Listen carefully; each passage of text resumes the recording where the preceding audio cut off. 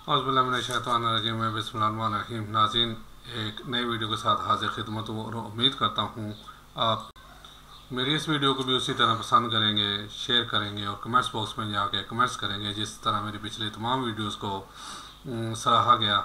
और नए आने वालों के लिए वेलकम, खुशामदीद और साथ रिक्वेस्ट के मेरे चैनल को सब्सक्राइब करें, बेल आइकन को टच करें और ऑल पे दोबारा टच करें ताकि मेरी तमाम वीडियोस बआसानी आप तक पहुंच सके। और साथ कमेंट्स बॉक्स में जाके ज़रूर कमेंट्स करें ताकि एक तो मेरा मोराल बढ़ेगा और दूसरा मेरी वीडियोस मुझे पता लगेगा कि मौजूदा स्टेटस उसका क्या है या क्या जा रहा है। नाज़रीन, आजकल जैसे कि मैंने फ़ौजी सिपह सलार जितने हैं पाकिस्तान से लेके अब तक उनके सिलसिला शुरू किया हुआ है और इसी सिलसिले में जनरल अब्दुल वहीद काकड़ की किस्त 1 पेश कर चुका हूँ। ये किस्त 2 है और इससे पहले एज यूजुअल वही नोट कि मैं आपने देखा जैसे सुना होगा कि बुक्स का सहारा लेता हूँ, बुक्स के रेफरेंस दायर करता हूँ और ज़ाती डायरियों जो अफसरों ने लिखी अपने दूसरे अफसरों और सिपह सलार के बारे में उनका, और या फिर तज्जिया निगार का, उनके हवाले दे के बात करता हूँ। मेरी ज़ाती किसी से कोई खुन्नस नहीं है, मैं ज़ाती किसी से कोई अनाद रखता हूँ।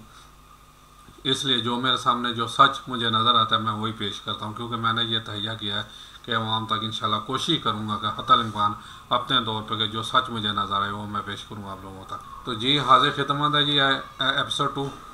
यूँ तो हम दुनिया भर में से बेशुमार अशिया बरामद करते हैं, मगर जनरल अब्दुल वहीद काकड़ वो सिपह सलार हैं जिनके दौर में वज़ीर आज़म इम्पोर्ट किया गया। ये सब क्यों और कैसे हुआ, आज हम इसी मौजू पर बात करेंगे।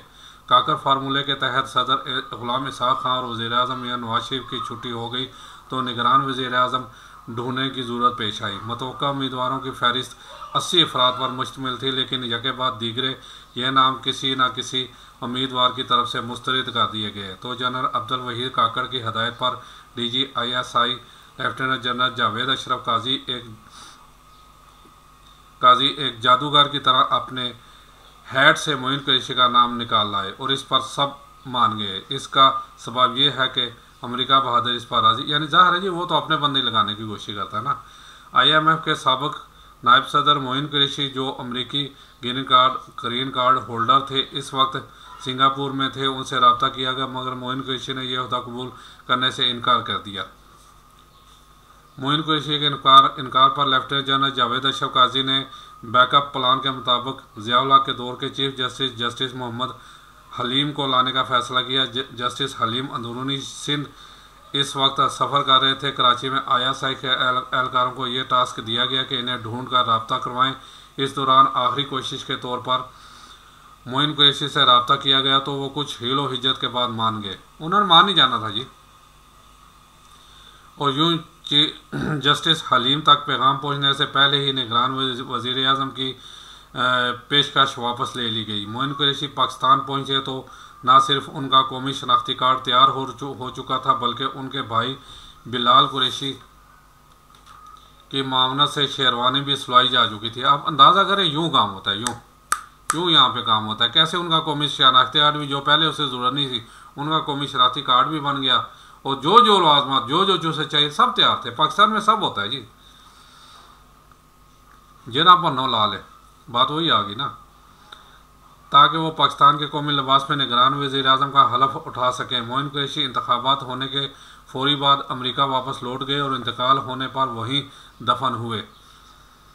निगरान हुकूमत का मैंडेट तो ये था कि वो आज़ादाना इंतखाबात करवाएं और वापस चले जाएं, मगर इन्होंने एहतसाब शुरू कर दिया। मोइन कुरैशी की निगरान हुकूमत ने इन तमाम सियासतदानों की फहरिस्त शाया कर दी जिन्होंने बैंकों से कर्जे लेकर वापस नहीं किए थे। ये तो एक अच्छा काम है भाई, ये मैं सराहूँगा। ये बहुत अच्छा काम किया था और अगर ये पाया तकमील पर पहुँच जाता तब तक काफ़ी सियासतदान ये सियासत से जो है ना आउट हो चुके होते। लेकिन यहाँ सब चलता है जी, बाद में मिल मिला के या माफ़ करवाए थे। बाद सियासतदानों को इलेक्शन लड़ने से भी रोक दिया गया। इन इकदाम से सबसे ज़्यादा मुस्लिम लीग नून के उम्मीदवार मुतासर हुए, क्योंकि वो बैंक से खैर ने फ़ौजी बहादुर ने उन्हें लोन लेके दिए थे ना, रिकॉर्ड तो होगा उनका। इसलिए नवाज शरीफ ने यह मौक़िफ़ इख्तियार किया कि मोइन कुरैशी की इस मुहिम के पीछे ISI का हाथ है, और जब उनके ज़रिए कर्जे ले रहे थे उस वक्त कुछ नहीं था, और इसका मकसद इन्हें इलेक्शन जीतने से रोकना है। अक्टूबर 1993 में होने वाले इंतखाबात के दौरान पीपल पार्टी ने कौमी असम्बली की 217 नशस्तों में से 86 सीटों पर कामयाबी हासिल की, जबकि मुस्लिम लीग के उम्मीदवार 77 नशस्तों पर कामयाबी हासिल कर पाए। बेनज़ीर भुट्टो ने न सिर्फ एक बार फिर वज़ीर आज़म बनने में कामयाब हुई, बल्कि उनकी पार्टी के सदारती इंतखाब भी जीत लिया। इस दौरान जोड़ तोड़ की सियासत से मुतल्लक़ एक वाक़या यकीनन आपके लिए दिलचस्पी का बास होगा। रोहिदार खां के मुताबिक बेनज़ीर भुट्टो ने मुतफ़िका उम्मीदवार ढूंढने की कोशिश में अजलाल हैदर ज़ैदी के ज़रिए कायम मुकाम सदर वसीम सज्जाद से रब्ता किया और सदर मुमलकत का ओहदा उन्हें प्लेट में रखकर पेश करते हुए कहा कि अगर आप governors, supreme court, high court के जजों की तैनाती और इस किस्म में चंद दीगर नोटिफिकेशंस पर अगली तारीखों में दस्तखत करके दे दें तो आपको उम्मीदवार बनाया जा सकता है। होना तो ये चाहिए था कि वफाक के आला तरीन ओहदे के लिए इस नौयत का भाव करने पर वसीम सज्जाद अजलाल हैदर ज़ैदी को निकाल बाहर करते, मगर उन्होंने कहा कि मैं मुस्तकबिल में तावन से मुताल्लिक़ हम हर किस्म की गारंटी देने को तैयार हूँ, मगर इन नोटिफिकेशंस पर दस्तखत सदर मुंतखब होने के बाद करूँगा। यूँ ये मामला खटाई में पड़ गया। देखें जी, यहाँ साहब का झूठा है, यानी पहले आर्डर तैयार थे, सिर्फ साइन होने थे, अपनी मर्ज़ी के गवर्नर लगाने थे, अपनी मर्ज़ी के जज लगाने थे, वही जज फिर उनके हक़ में जो फैसले देते हैं, और अपनी मर्ज़ी के बाहर कुछ ब्यूरोक्रेट होंगे, कुछ पुलिस के वही ब्यूरोक्रेट यानी पुलिस के आला अहदेदार और दूसरे, उन पे साइन कराना था उन्हें। पाकिस्तान में सब बिकता है जी। और फारूक लगारी सदर मुंतखब हो गए। जनरल अब्दुल वहीद काकर दाखिली महाज पर कामयाबी हासिल कर चुके थे, उन्होंने खारजी महाज की तरफ तवज्जो मरकूज़ की और अमेरिका से गड़बड़ हुए तल्लुकात संवारने की कोशिशें शुरू कर दी। अमेरिका की तरफ से प्रेसलर अमेंडमेंट के ज़रिए एटमी प्रोग्राम रोल बैक करने के लिए दबाव डाला जा रहा था। अमेरिकी साफ़ी स्टोव टालबोर्ड, जिन्हें नायब वज़ीर ख़ारजा मुकर्रर किया गया था, उन्होंने दौरा पाकिस्तान पर army chief general Abdul Waheed Kakar से मुलाकात की, तो जनरल काकर ने कहा हमें ये प्रेसलर अमेंडमेंट के ज़रिए गाजरें नहीं चाहिए, हमें वो जंगी जहाज़ दरकार हैं जिनके लिए हमने अदायगी पहले ही कर दी है। अंदाज़ा करें कि बदमाश ही होता है ना, यानी हमने वो F-16 की बात हो रही है, पैसे सारे दे दिए, पेमेंट कर दी, लेकिन वो बदमाश है भाई, उसने तैयारी ना दी है। हमने क्या कर लिया, हमने कहीं किसी फोरम पे आवाज़ उठाई, क्योंकि आगे भी सब माशाल्लाह समझ सकते हैं आप। और फिर फंदे पर लटके हुए शख्स की नकाली करते हुए कहा तुम्हारी गाजरों से हमारा दम घुट जाएगा। बदअज़ां जब जनरल काकर अमेरिका दौरे पर गए तो टालबोर्ड ने एक मुलाकात के दौरान मेज़ पर झुककर जनरल काकर की आंखों में आंखें डालते हुए कहा, जनरल तुम एटमी प्रोग्राम से मुताल्लिक़ हमसे झूठ बोलते रहे हो। और जनरल अब्दुल वहीद काकर का चेहरा गुस्सा से सुर्ख हो गया, मगर उनके हमरा मौजूद जनरल ज़ियाउद्दीन ख्वाजा ने कागज़ पर लिखा हुआ नोट थमाया, जिस पर लिखा था आप इसकी बात का जवाब मत दें, ये आपको गुस्सा दिलाना चाहता है। बात सही है, जनरल काकर को नोट ना थमाते उससे सब कुछ जो है ना बोल देना था। ये तो उनकी पॉलिसी का हिस्सा होता है ना। ये वो दौर था जब अमेरिका पाकिस्तान को टेररिस्ट स्टेट डिक्लेयर करने की धमकियां दे रहा था, क्योंकि DGISI जनरल जावेद नासर ने आलमी जहाद का अलम उठा रखा था। जनरल जावेद नासर के दौर में ISI के ऑपरेशन का दायरा बहुत वसी हो चुका था। एक तरफ ईरान की मदद से बोस्निया के जहादियों को असला फराम किया जा रहा था, दूसरी तरफ बर्मा में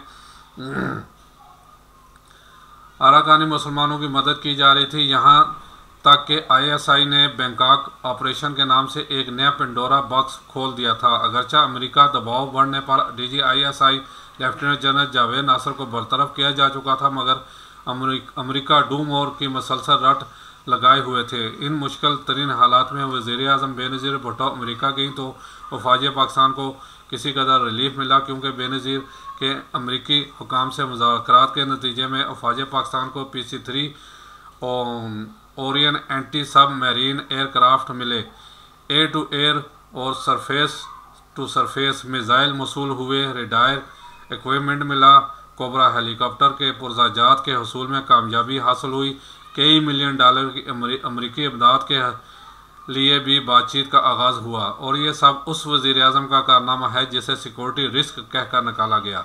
वज़ीर आज़म बेनज़ीर भुट्टो जिन्होंने मुल्क को सफारती महाज पर मुश्किलात से निकाला, उनके खिलाफ कुछ अर्सा बाद ही एक ऐसी फौजी बगावत तैयार की गई जिसे पाकिस्तान की सबसे खौफनाक बगावत करार दिया जाए तो बेजा ना होगा। जनरल अब्दुल वहीद काकड़ के दौर में 30 सितंबर 1995 को कोर कमांडर्स कॉन्फ्रेंस थी और बगावत का मनसूबा तैयार करने वाले फौजी अफसरों के इरादे ये थे। इस रोज़ GHQ में धावा बोलकर आर्मी चीफ, 9 कोर कमांडर्स और 4 प्रिंसिपल स्टाफ अफसरों को कत्ल कर दिया जाए, अस्तगफिरुल्लाह। फिर सदर और वज़ीर आज़म को मार दिया जाए और वफाकी वज़रा को हिरासत में लेने के बाद इक़्तिदार पर कब्ज़ा करके खिलाफत नाफज कर दी जाए। बाकी फौजी अफसरों से जो वीडियो और ऑडियो टेप बरामद हुई, उनसे अंदाज़ा हुआ कि सारी तैयारियां मुकम्मल थीं, यहाँ तक कि टेक ओवर करने के बाद PTV और रेडियो पाकिस्तान से नशर होने वाले पैगाम तक रिकॉर्ड हो चुके थे। इस खौफनाक साजिश का सुराग महज 4 दिन पहले लगाया गया और इसका क्रेडिट किसी खुफिया अदारे को नहीं, यानी ISI को नहीं, जी सीधी सी बात है, इंटेलिजेंस को नहीं जाता, अदारे को नहीं जाता, बल्कि महज एक इत्तफाक के नतीजे में इस भयानक मनसूबे का इंकशाफ हुआ। दारे आदम खेल से हर किस्म का असला दस्तयाब हो जाता है। ये कोई राज की बात नहीं कि कस्टम हकाम यहाँ से शहर की तरफ आने वाले रास्तों पर नाके लगाए रखते हैं। ऐसे ही किसी नाके पर कस्टम इंटेलिजेंट के एहलकारों ने 26 सितंबर 1995 को एक ब्रिगेडियर की स्टाफ कार को रोका जो असला से भरे एक ट्रक को गाइड कर रही थी। ट्रक को कारी सैफुल्ला अख्तर चला रहा था। ये उस मंसूबे का हिस्सा था और बाद अज़ाम वादा माफ गवाह बन गया। ब्रिगेडियर साहब ने रोब डालते हुए बताया कि यह असला कश्मीरी मुजाहिदीन के लिए है। कस्टम एहलकारों ने इन्हें जाने तो दिया, मगर यह तफसील अपने हुकाम बाला को बता दी, जिन्होंने DG military intelligence major general Ali Quli Khan को सूरत हाल से आगाह किया और यूं यह साजिश पकड़ी गई। अंदाज़ा करें अगर ये साजिश पकड़ी ना जाती तो वाकई मुल्क में कितनी तबाही होती। और हमारे इंटेलिजेंस अदारे जो है ना, वो मज़े से सो रहे थे। इस फौजी बगावत के इल्ज़ाम में 40 फौजी अफसर गिरफ्तार हुए, जिनके खिलाफ 31 दिसंबर 1995 को फील्ड जनरल कोर्ट मार्शल में ट्रायल का आगाज़ हुआ, जबकि 30 अक्टूबर 1996 को इन अफसरों को सज़ाएँ सुना दी गई। मेजर जनरल ज़हीरुल इस्लाम अब्बासी को 7 साल कैद बा मुशक्क़त की सज़ा सुनाई गई। ब्रिगेडियर मुस्तनसर बिल्ला को 14 साल कैद बा मुशक्क़त सुनाई। कर्नल अनायतुल्लाह खान को 4 साल की सज़ा हुई, जबकि कर्नल मोहम्मद आज़ाद महाज को 2 साल की कैद सुनाई गई। हसन अब्बास ने अपनी किताब Pakistan's drift into extremism Allah the army and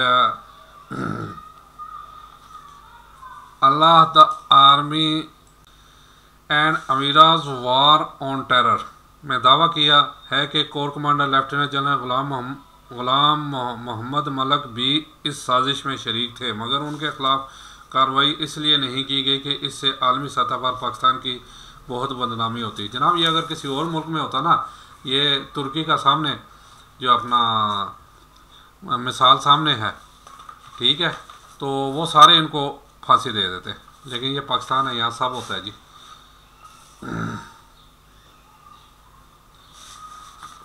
जी, ये बात इसलिए भी करीना क्यास मालूम होती है कि लेफ्टिनेंट जनरल GM मलक भी अफवाज पाकिस्तान के तबलीगी ग्रुप का हिस्सा थे। इस साजिश में जो अफसर पकड़े गए सब के सब का तबलीगी जो ग्रुप से तल्लक था। उससे पहले मेजर जनरल ज़हीरुल इस्लाम अब्बासी कोर कमांडर रावलपिंडी की दरपर्दा हमायत से सियाचिन में नाकाम फौजी ऑपरेशन कर चुके थे, जिस पर उनका कोर्ट मार्शल होते होते रह गया। जब major general Abbasi force command northern areas के कमांडेंट थे तो उन्होंने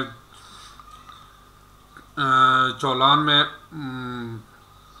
भारत के ख़िलाफ़ एक फ़ौजी ऑपरेशन का मंसूबा बनाया जिस पर लेफ्टिनेंट जनरल JM मलिक ने इस शर्त पर साथ देने की हामी भरी कि अगर कामयाब हुए तो ठीक, वरना नाकाम हुए तो लातलकी ज़ाहिर कर दूंगा और तुम खुद इस ऑपरेशन के ज़िम्मेदार हो गए। यह ऑपरेशन नाकाम हो गया। पाकिस्तान ने बेहद माली और जानी नुकसान उठाया, यहाँ तक कि brigade commander brigadier Mansoor इंसारी operation के दौरान शहीद हो गए। इस पर मेजर जनरल अब्बासी से कमांड वापस लेकर इन्हें GHQ में डायरेक्टर जनरल इन्फेंट्री तैनात कर दिया गया। जनरल JM मलिक के ख़िलाफ़ फ़ौजी बगावत के ज़िम्मन में शायद इसलिए फ़ौजी कार्रवाई ना हुई, उन्होंने अगले 3 हफ्तों में रिटायर हो जाना था, यानी अक्टूबर 1995 को वो फ़ौज पाकिस्तान से रिटायर हो गए। इस फ़ौजी बगावत के दौरान एक दिलचस्प वाक़या ये हुआ कि जब ज़हीर अब्बासी ने बुनियादी हुकूक तलब करने का दावा करते हुए सुप्रीम कोर्ट में पटिशन तैयार की तो अदालत ने 28 जनवरी 1996 को हुक्म दिया कि army chief general Abdul Waheed Kakar पेश हों। जब यह हुक्मनामा जारी करने के बाद ज़मीनी अदराक का इल्म हुआ या किसी ने तवज्जो दिलाई तो 4 फरवरी को अगली समात के मौके पर वजाहत कर दी गई कि अदालत ने army chief general Abdul Waheed Kakar को तलब नहीं किया, बल्कि महज उनकी राय तलब की है, जो वज़ारत दिफा के वकील के ज़रिए भी दी जा सकती है। सब चलता है जी पाकिस्तान में। जनरल अब्दुल वहीद काकर के दौर में शाहीन और गौरी बनाने पर काफ़ी पेशरफ्त हुई। बेनज़ीर भुट्टो ने मुद्दत मुलाजमत ख़त्म होने पर जनरल अब्दुल वहीद काकर को एक्सटेंशन की पेशकश की, मगर जनरल अब्दुल वहीद काकर ने यह ऑफ़र कबूल करने से माज़रत कर ली और 12 जनवरी 1996 को जनरल अब्दुल वहीद काकर रिटायर्ड हो गए। रिटायरमेंट के बाद जनरल अब्दुल वहीद काकर ने गोशा नशीनी अख्तियार कर ली। 2 मौक़ा पर उनका नाम सामने आया। पहली बार जब पब्लिक अकाउंट्स कमेटी में इन्हें खिलाफ कानून प्लाट अलाट होने का इंकशाफ हुआ, तब इनका नाम सामने आया। बताया गया कि इस्लामाबाद के G64 सेक्टर में 2 कनाल का प्लाट इन्हें 500 रुपये फ़ी स्क्वायर यार्ड के हिसाब से दिया गया, जबकि CDA कवानीन के रूल से यह प्लाट बजरिया नीलामी फ़रोख्त होना चाहिए था और बोली 8,000 रुपये फ़ी स्क्वायर यार्ड से शुरू होती। अंदाज़ा करें जी 500 स्क्वायर यार्ड ये कहाँ, और 8,000 से बोली शुरू होनी थी, वो यानी 50,000 रुपये भी जा सकती है फ़ी स्क्वायर यार्ड, सारा प्लाट नहीं। पाकिस्तान में सब चलता है जी।